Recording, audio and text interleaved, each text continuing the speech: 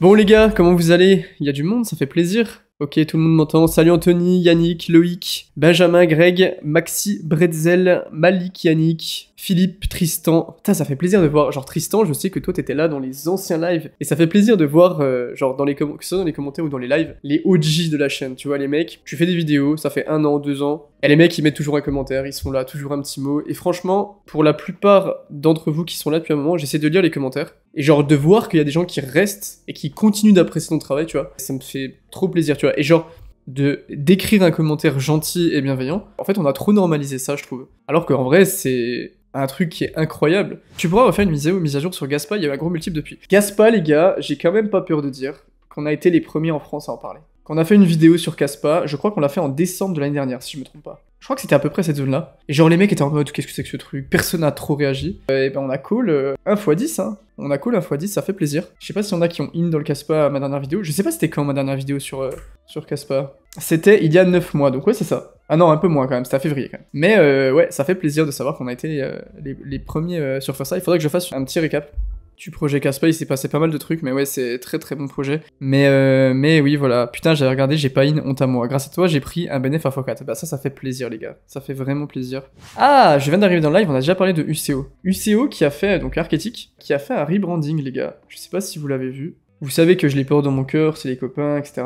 L'ancien site était absolument immonde. On peut le dire maintenant que c'est un petit peu mieux. L'ancien site était absolument dégueulasse. Le white paper, vraiment, c'était le stagiaire de 3ème qui l'avait fait. Désolé les gars s'il y en a qui sont sur le projet, mais bon, je pense que vous serez d'accord avec moi. Et du coup, Arketic qui a annoncé son rebranding, très bonne idée, très bonne initiative. Le site est très cool, très agréable, et ça a beaucoup plus de gueule en fait. Le site n'est pas non plus un catalyseur du projet, par contre ça peut être un gros frein pour le projet. Et c'est exactement le cas de Arketic, qui était clairement genre détruit par son site. Genre tu disais, ah ouais, putain, ils ont des brevets, ils ont plein d'initiatives, mais le site est immonde. Conclusion d'un mec lambda, c'est un scam. Et c'est ça, je comprends totalement. Là, t'arrives sur le site, tu te dis, ok, là, vraiment stylé. Le rebranding fait quand même extrêmement plaisir. Allez, on va aller voir le white paper.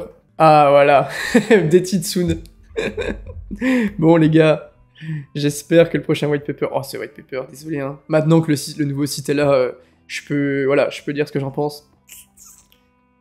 Non, vraiment pas, les gars. Est-ce qu'il y a encore le supply avec 3P? Ah, c'est vraiment pas beau. Mais on sent... En fait, ce qui est terrible, c'est qu'on sent qu'il y a... Les mecs ont bossé, tu vois, il y a de l'idée, mais ça doit être un mec un peu trop techos qui a fait le white paper et qui s'est dit on s'en fout de la forme. Mais non, on s'en fout pas. Bon, white paper update bientôt, Arketic rework, ça fait plaisir. J'ai jamais compris ce projet. J'ai fait une vidéo sur le projet si tu veux aller check. Je voulais qu'on parle aussi, vite fait, les gars, de l'un des projets qui a fait le plus de bruit ces derniers temps, Injective. Clairement, Injective, qui fait vraiment partie des projets, enfin des top projets, c'est littéralement le top projet du top 100 sur la dernière hausse. Injective, qui a un ATH qui est pas si loin de son ATH, un ATH à 22$, et qui a eu une grande période de range là, autour des 7, 6, 8$. C'est très propre. Ils ont levé pas mal de fonds. On peut aller voir tranquillement les tokenomics de Injective aussi, c'est intéressant. On voit qu'il y a 96% qui est unlock. Donc on est exactement dans une phase où les tokens, quasiment tous les tokens sont libérés, donc c'est pas un miracle en fait si le projet est top perf.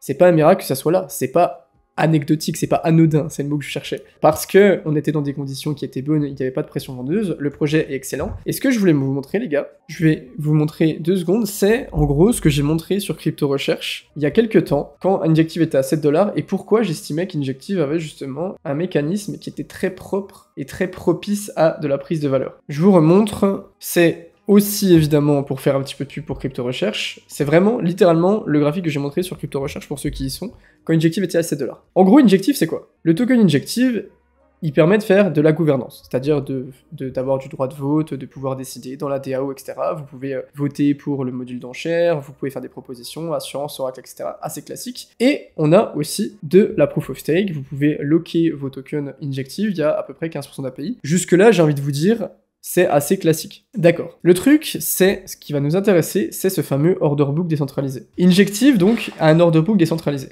D'accord? Un order book décentralisé, c'est quoi? C'est qu'on a ce qu'on va appeler des makers et on a ce qu'on va appeler des takers. Les makers, c'est ceux qui vont mettre en vente des paires, des tokens, etc. Les takers, c'est ceux qui vont les acheter. C'est le principe d'un order book. Sur, par exemple, un exchange, ça va être centralisé. Sur Injective, c'est décentralisé. Il y a des gens qui viennent les amener à droite à gauche. C'est pas l'exchange, comme Binance, par exemple, qui va s'en occuper. Les makers, donc ceux qui vont mettre en vente des ordres, vont, sur ces ordres-là, payer 0,1% de frais de trading. Les takers vont payer 0,2%.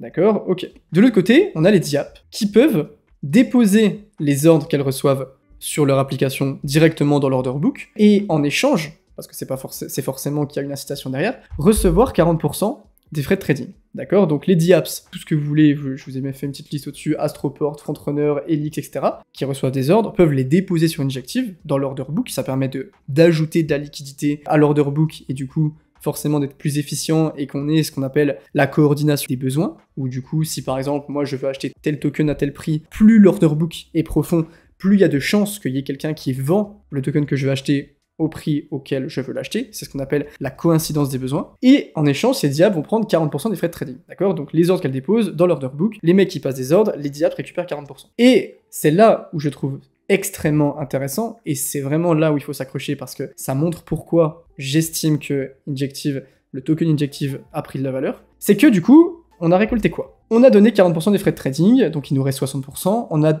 récupéré 0,1% des frais de trading des makers, 0,2% des frais de trading des takers. Donc on a 60%, 0,1%, 0,2% des frais. D'accord? Donc on a récupéré des frais. Les mecs payent des frais en token Injective, ok. En général, les frais ils sont récupérés pour financer l'infrastructure. Rewards par exemple, les gens qui font du staking, etc.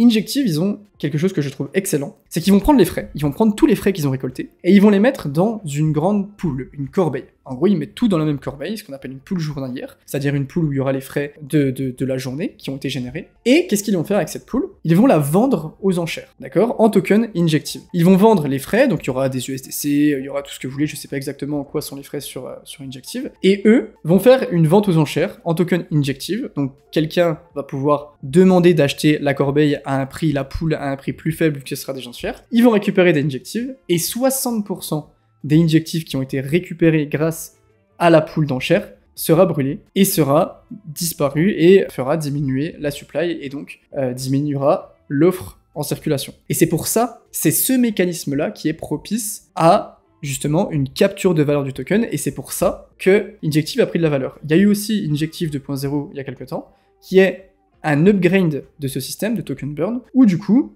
on avait un éventail plus large de DApps qui étaient éligibles à mettre leurs ordres dans l'order book et récupérer les frais. On avait une augmentation de la contribution des DApps, les protocoles qui pouvaient choisir de mettre plus de 60% des trading fees dans la pool s'ils le voulaient. Et donc, la résultante de ça, c'est que la corbeille d'enchères était forcément plus grosse. Donc, les gens achetaient la corbeille à un prix plus fort, avec plus de Injective, et il y avait plus de Injective qui étaient brûlés, burnés. Et c'est ce processus-là qui fait que Injective, selon moi, a pris beaucoup de valeur, parce que justement, les revenus du protocole, à savoir ici les frais de transaction, ont été redistribués pour une prise de valeur du jeton. Et c'est là où la tokenomics, c'est quelque chose de extrêmement intéressant, parce que c'est un cas typique de pourquoi la tokenomics est intéressante dans une thèse d'investissement et dans une analyse. Donc voilà, c'est ça que j'ai trouvé hyper intéressant, donc on en a parlé sur Crypto Recherche à ce moment-là. Bon, après on a eu de la chance, on va pas se mentir, parce qu'il y a eu un timing haussier, mais je pense que c'est pas non plus un miracle si c'est Injective qui s'en est le mieux sorti, parce qu'il y avait un mécanisme justement de buyback and burn qui mettait ça en place, et c'est ça qu'il va vraiment falloir traquer, c'est les protocoles dont les revenus du protocole vont être redirigés en partie vers une prise de valeur du jeton, donc par exemple en diminuant l'offre avec tel ou tel mécanisme. Voilà les gars. C'était la petite explication du jour, j'espère que c'était clair. J'ai pas trop regardé le chat en même temps, mais c'est ça que j'ai trouvé archi intéressant dans le fonctionnement de Injective. Clairement, c'est pas anecdotique si Injective a fait cette performance. J'ai vu beaucoup de gens qui faisaient des analyses techniques sur Injective, et ça me fait un peu rire parce que c'est tellement anecdotique l'analyse technique à côté de ce type de mécanisme, et genre de pas prendre en compte le mécanisme et de juste dire « Ouais, là il y a une divergence haussière, on a un W weekly... » Non, faut que j'arrête de me moquer des analyses techniques.